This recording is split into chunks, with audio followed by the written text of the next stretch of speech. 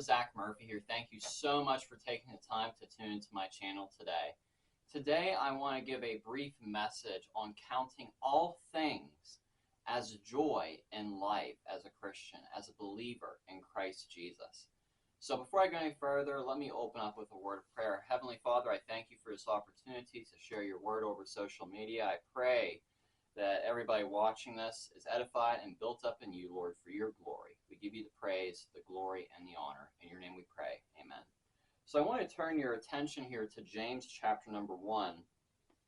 And I'm reading all these scriptures out of the New American Standard Bible. So in James chapter number 1, we're going to look at verses 2 through 4 here.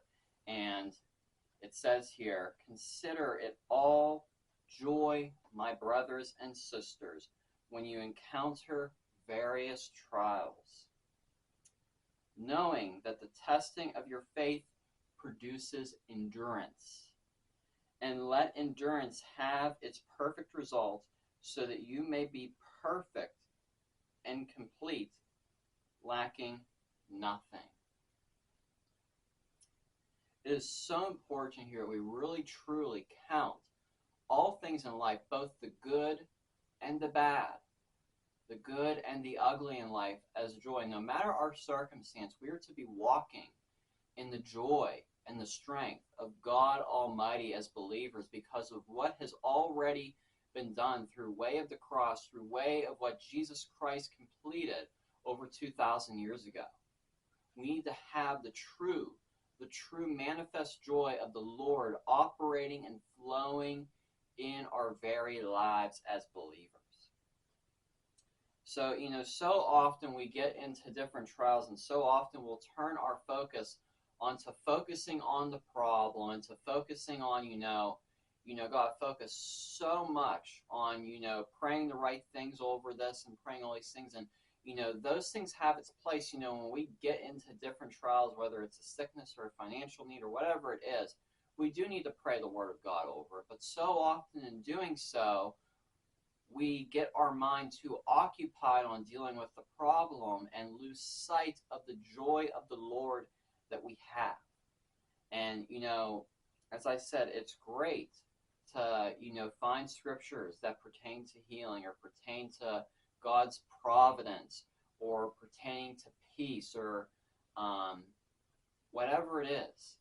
But you have to be careful on not letting those things, letting the things of the circumstance dominate your mind. You need to let the scriptures produce joy in you as you go through the trial. So when you go through a different trial in life, because there's going to be trials, there's going to be difficulties in life, focus on all that you have in Christ Jesus and let that produce joy. Don't focus so much on the problem. Focus on the solution, which is always Christ Jesus. Jesus is always the solution. God's Word is always the solution. That needs to be our source, is God's Word alone. And that will bring true joy and true refuge. If you turn over to 1 Peter chapter number 5, in verse 10 it says, "After you have suffered for a little while, the God of all grace, who called you to his eternal glory in Christ, will himself perfect, confirm, and strengthen and establish you." Again, let me read that again because this is so important for us to grab a hold of. "After you have suffered for a little while, the God of all grace, who called you to his eternal glory in Christ, will himself perfect, confirm, and strengthen and establish you." We need to realize this promise here. When you go through different things in life, hold on to the fact that God is going to confirm who you are in Christ Jesus. He is going to strengthen you. He is going to establish you. He is going to perfect you. Scripture tells us that he who started a good work in you will bring it forth to completion. If you're in Christ Jesus, that will be brought forth. We need to really realize, really lay a hold of all that has been given to us as believers in Christ Jesus. And there's so much the writers of the New Testament, the letters that were written in the New Testament, they were trying to grab hold of all that was part of our inheritance in Christ Jesus, because Jesus, he did so much in his complete work with the undoing of all that came as a result of the fall of mankind with the first man, Adam. Because Jesus Christ is the perfect man. He is the man, the last man, Adam. He is the way, the truth, and the life. We really need to grab hold of all that is done, all that is available for us, because when Jesus went to the cross and said it was done, he truly, truly, truly meant that it was finished. And then in Romans, last scripture here, in Romans chapter number 8,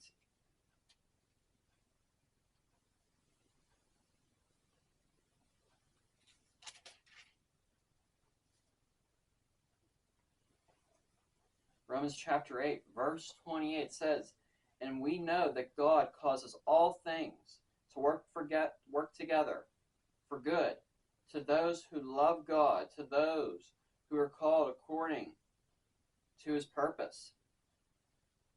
It's so important that we realize that, as we are people in Christ, that God works all things together for good. So, there might be something the enemy tries to throw at you. The enemy tries to throw a dart at you. Number one, we need to realize that the enemy is a defeated foe in Christ Jesus.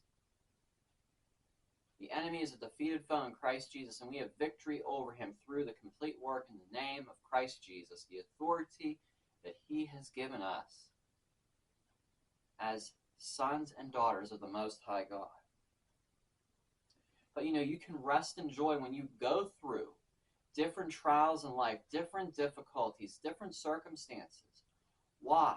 Because we know God's doing a good work in us, as we previously read, but also that God is going to use those things for his purposes. He's going to bring out good in the very end of it. Whatever the trial is, God will cause those things to work together for good.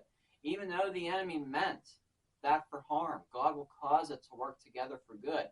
And realize this: God does not put sickness on people. God does not, put disease on people. Jesus came. Jesus, the Son of God, came, part of the Trinity. He came to heal the sick.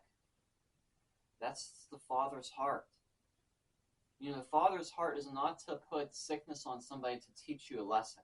That's not the Father's heart. But God will use the trials that the enemy tries to, use his darts to throw at you, to derail you. God will use those things for his good, for his glory. He will turn what the enemy meant for evil and turn it around for good. Because God always does a good work.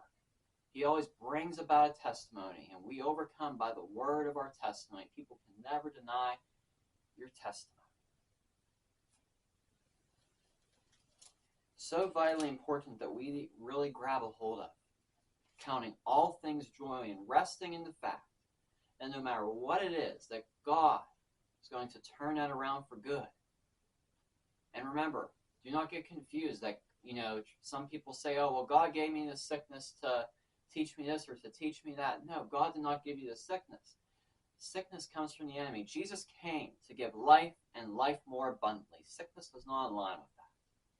But the enemy comes to steal, to kill, and destroy. Sickness aligns with all that.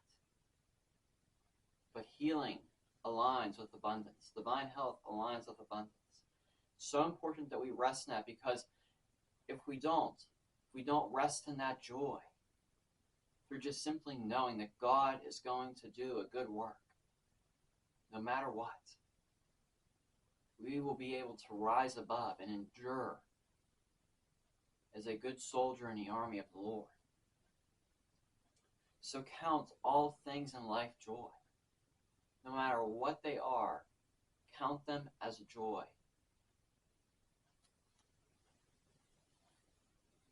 It says here in verse 29 of Romans 8, it says, For those whom he foreknew, he also predestined to be conformed to the image of his Son, so that he would be the firstborn among many brothers and sisters.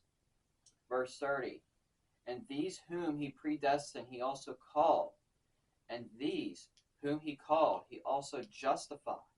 And those whom he justified, he also glorified. So realize that as God's working, things out in your life for good, things the enemy meant for harm, he's turning around for good. And through that, he's using them for you to walk more and more in Christ's likeness, rising above those circumstances, letting the light and love that is within you through Christ Jesus to shine into this world.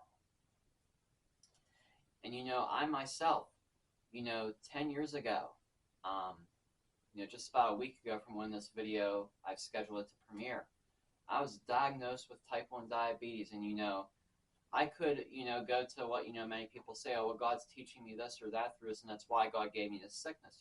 God did not give me type 1 diabetes. I can say that with full assurance, with authority on God's word. God did not give me type 1 diabetes. That is from the enemy. That is a result of the fall within the flesh.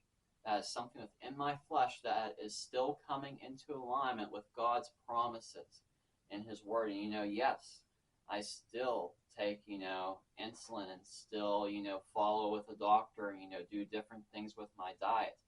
But I can rest in the fact, counting those things as joy, because I know God's going to turn it around for good.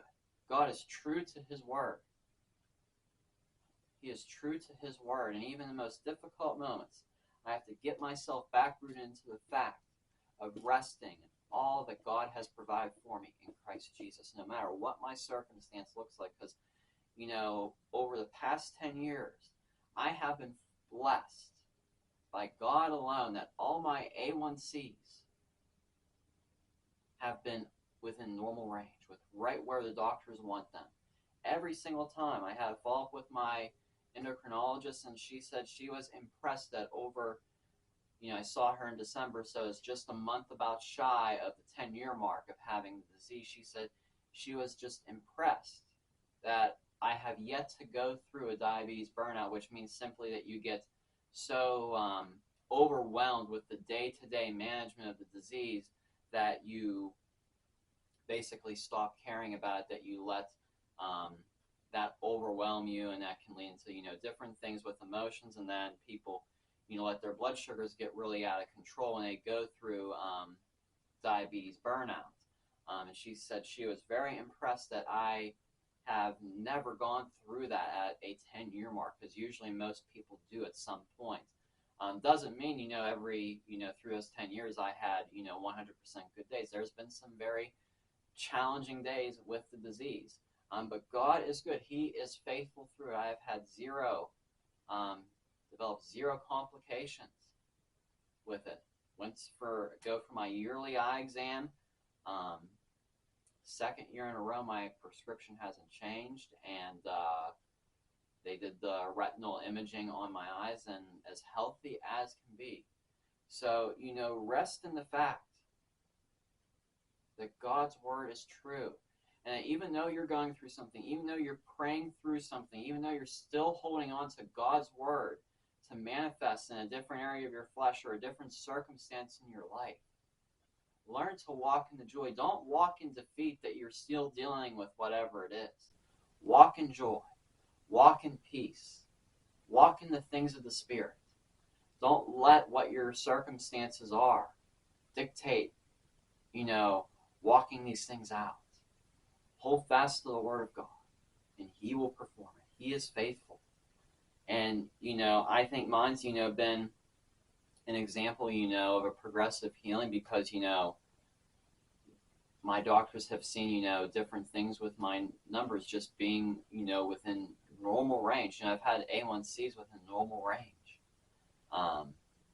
And just different things like that. So, some people, when they're going through something, they often neglect to look at the little tiny details that God is working through. I could, complain and get into a place of defeat and say, I have to do, all these things to manage my diabetes, and, or I could choose to focus on all of the good that God has done up to this point and thank Him in advance for the good work that He is going to be doing.